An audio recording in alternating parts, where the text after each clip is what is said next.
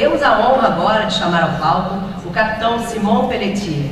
O capitão Pelletier começou sua carreira em 1982 e rapidamente alcançou o posto de capitão de longo curso, antes de se qualificar como prático do Rio St. Lawrence em 1996. Ele tem desempenhado importante liderança na cooperação de práticos de St. Lawrence, onde foi presidente de 2004 a 2007. É presidente da Associação Canadense de Práticos, CNPA, desde 2009. Em 2008, foi eleito vice-presidente da Associação Internacional de Práticos, INPA. Seu trabalho em torno de tecnologia e desenvolvimento do e-navigation tem conquistado projeção na IMO, a Organização Mundial dos Marítimos.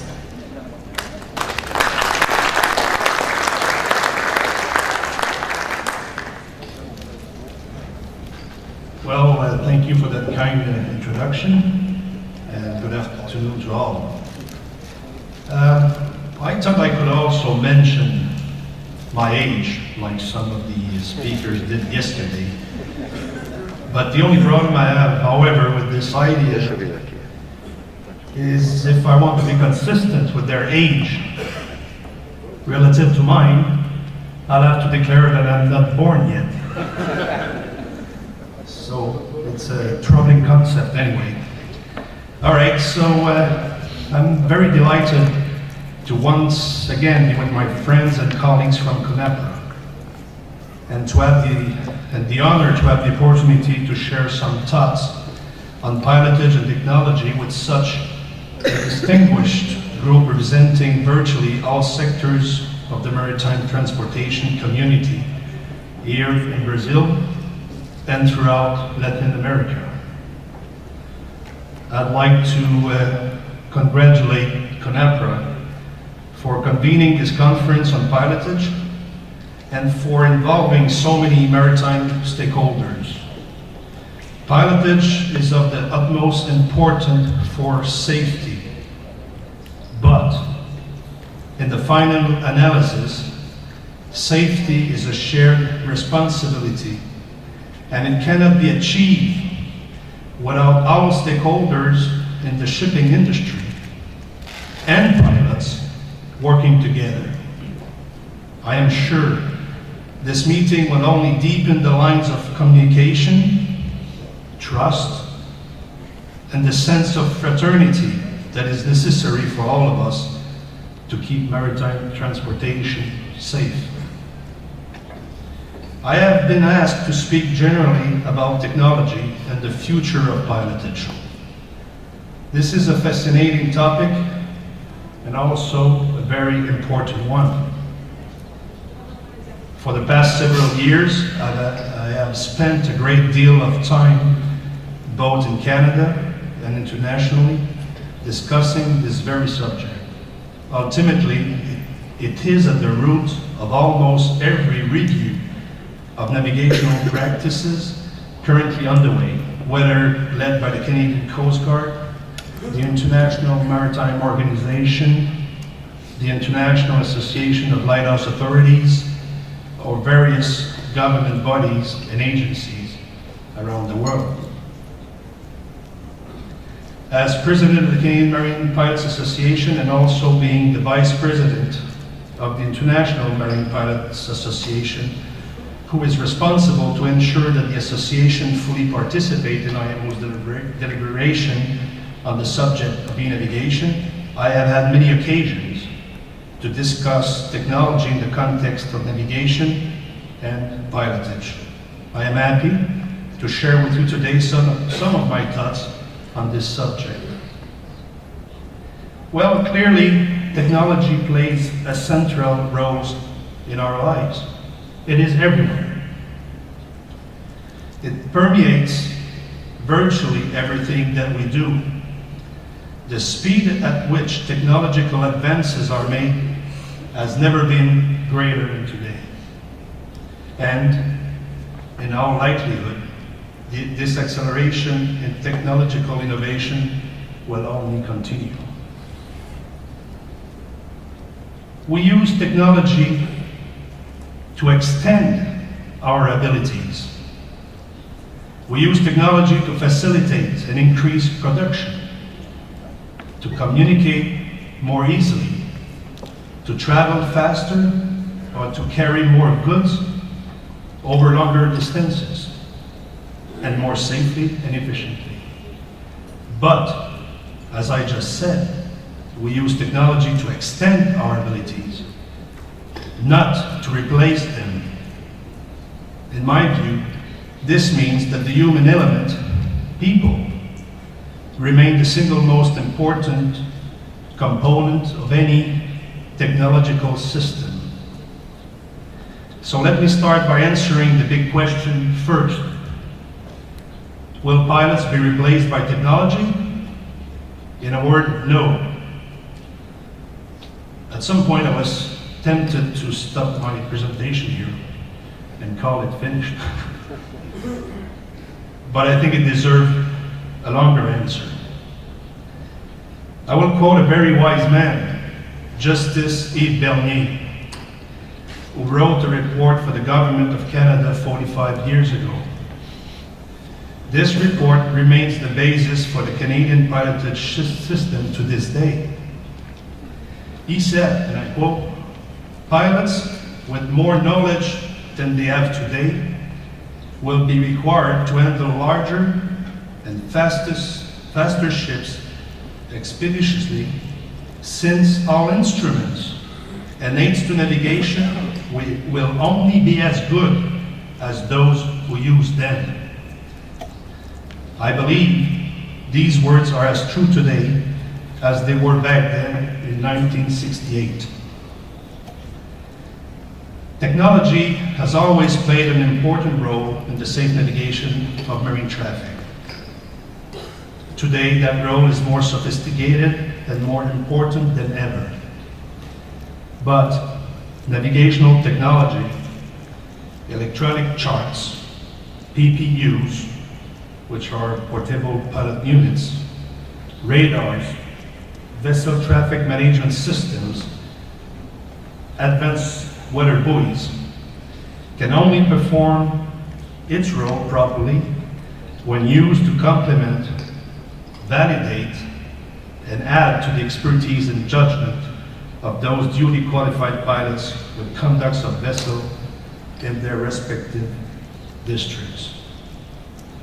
Nothing can replace the skills, expert local knowledge, and judgment of pilots to ensure the safe passage of vessels in difficult waters and challenging conditions. Because of this, pilots have always supported the development and adoption of new technology that can foster safe and efficient transits.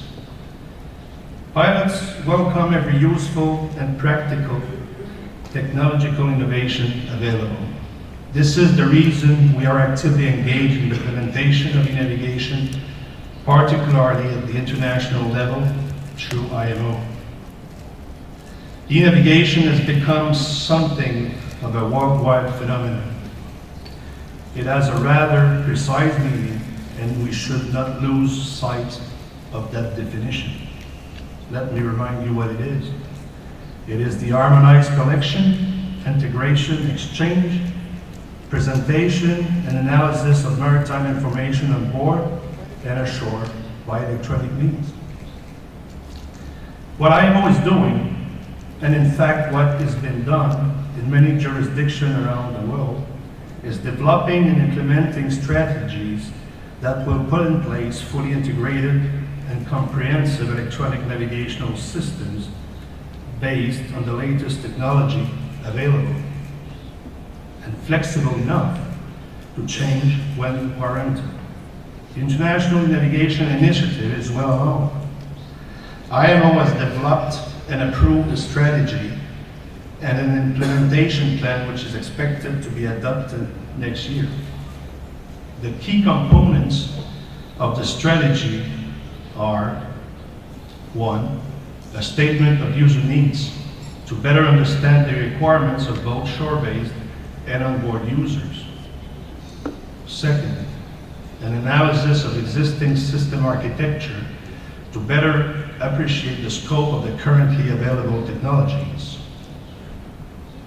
3rd, a gap analysis between existing and required technologies to identify what conditions are required to meet the needs of users, and finally, a cost and risk analysis to better appreciate the impact and benefit of proposed changes. IMO is made up of 169 member states, 61 intergovernmental organizations, and 80 international non-governmental organizations, all having different interests, points of views, and priorities. Because of this, IMO is consensus-driven and ensures that there is time and room to consider all options, opinions, and take account of all interests. This means there is a great emphasis on consultation and discussion, which goes a long way to explain the process I will now outline. 3 IMO subcommittees have established working groups related to the development of the 4 strategic components I just mentioned. These subcommittees are safety of navigation, known as NAV, radio communications and search and rescue, known as COMSAR, and the subcommittee on standards and training and watchkeeping, also known as STW. To coordinate the work of these 3 subcommittees, another group known as a correspondence group and coordinated by Norway has been established. The correspondence group, of which IMPA is a member, is currently considering the work done by the 3 subcommittees and undertaking further analysis so as to provide a consolidated update on progress with recommendations for final decisions. Assuming all goes well, IMO's Marine Safety Committee will approve the final strategy implementation plan in 2014. Marine pilots everywhere continue to be strong supporters of e-navigation and continue to play a constructive role in the development of implementation strategies. For example, in Canada, the Canadian Coast Guard has established a national roundtable to provide advice on the implementation of e-navigation. Participants include virtually all the interested stakeholders, including the Canadian Marine Pilots Association. The process is working well. Over the past 2 years, a Canadian e-navigation vision has been developed along with objectives and principles for implementation. Stakeholders have worked together to define user needs and a concept of operations. The next step is to define how data and services are to be provided to mariners. After that, we will be on an implementation path.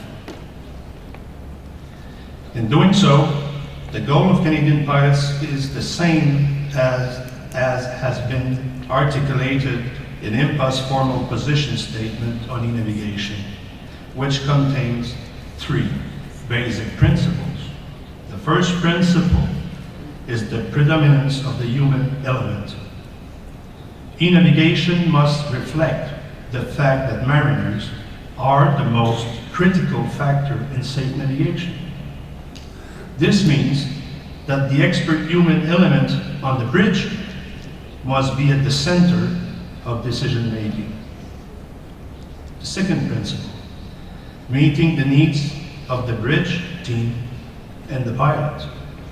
E-navigation must first and foremost give priority to responding to the needs of the bridge team and the pilot and facilitate the tasks they perform.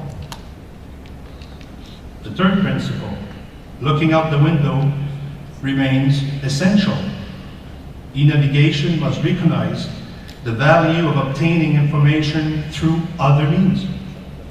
To ensure safe navigation, e-navigation data must be complemented and validated through all the other traditional methods available to pilots.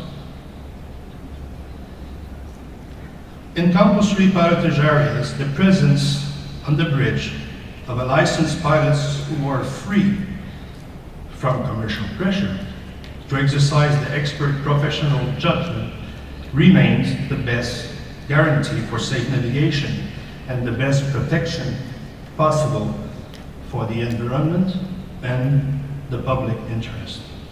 With e-navigation, the idea is not to throw out our approach to safe navigation. It is to make it better. The goal is surely not to have vessels sailing the 7 seas from berth to berth, only on the basis of electronic equipment. Instead, the goal is enhanced navigation through better use of electronic tools. The e-navigation initiative is certainly the biggest game in town. This is the subject on which the entire maritime world is focused. But it is not the only technology issue out there that deserves our attention. It is worthwhile to spend a bit of time thinking about some of these other advances in technology and what they mean for pilotage. In general, improved navigation technology should reduce the need for shore-based vessel traffic systems. We are certainly seeing this in Canada. The Commissioner of the Canadian Coast Guard recently announced a consolidation of Centers for Marine Communication and Traffic Services, or BTS. This will result in the elimination of nearly half of these centers across Canada. They will be reduced from 22 to 12, and without any impact on service delivery or safety. The reduction in the number of these centers in Canada stands in contrast to suggestions we hear elsewhere for greater reliance on them for vessel traffic management. The fact is, improvements to navigational technologies, such as PPUs, for example, can strengthen the onboard capacity to ensure the safe passage of ships and reduce reliance on shore-based facility. There's many examples of this. In the last 10 years, we used to have water levels through BTS centers. That was the only way to have the reading of the water gauges. But now, I just take a quick look at my laptop and my PPU, and the water levels are indicated in there in real time. So I don't need VTS communication anymore.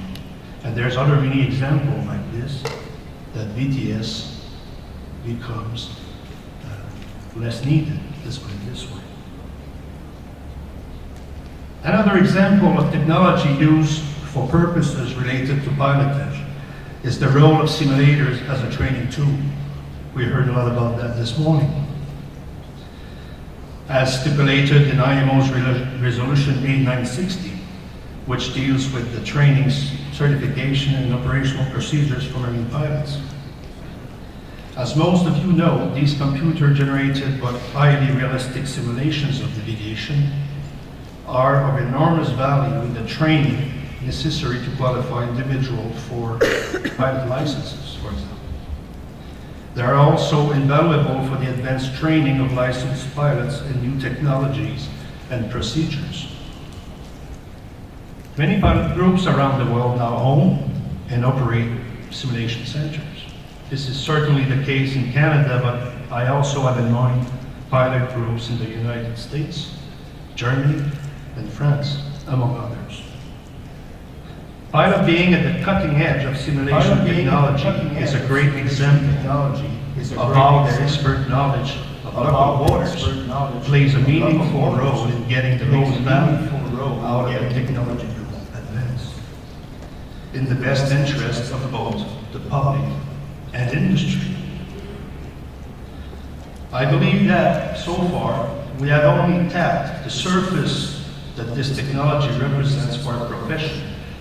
And I think that pilots everywhere need to explore further how to extract even more value out of this technology, both in terms of training and to facilitate the development of future marine infrastructure.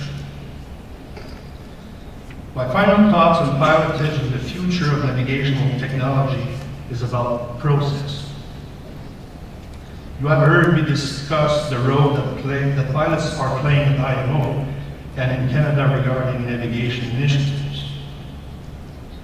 In all of these cases, pilots are not passive observers of new developments and new technologies. We are actively involved in defining what the role of these technologies will be in terms of maritime navigation, and we are making sure that our profession is adept at using new technologies to their full potential. So my last words to you are ones of encouragement. Get involved in these initiatives. Make sure your pilot group is up to date when it comes to new technology, and ensure that your voice is heard at those where decisions are being about how technology will be used. If you do this, it will be good for pilots, but even more important, it will ensure safe marine transportation. Thank you.